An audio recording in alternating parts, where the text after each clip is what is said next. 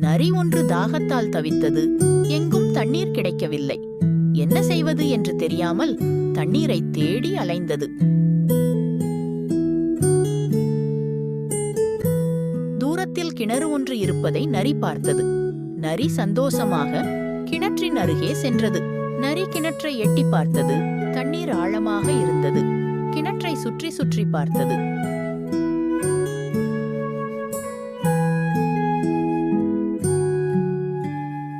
கிணற்றில் கயிற்றின் ஒரு முனையில் வாளி ஒன்று தொங்கிக் கொண்டிருந்தது.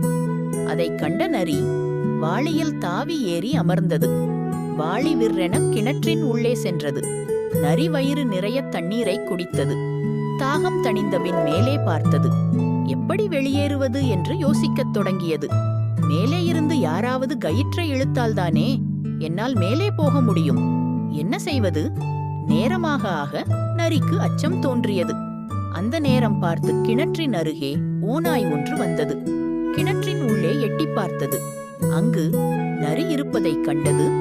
அடடா, நரி ஐயா, உள்ளே என்ன செய்கிறீர்கள் எனக் கேட்டது.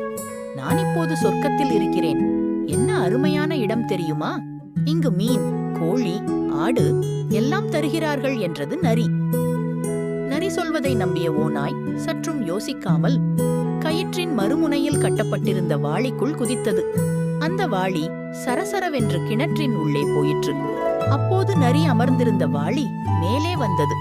நரி மேலே வரும்போது பாதி வழியில் ஓநாயை பார்த்தது. நான் இப்போது சொர்க்கத்திற்கும் மேலான இடத்திற்கு போகிறேன் என்று கூறிக்கொண்டே மேலே சென்றது. மேலே வந்ததும் கிணற்றுச் சுவரின் மேலே தாவி குதித்து தப்பியோடியது. சந்தோஷமாக காட்டுக்குள் ஓடியது.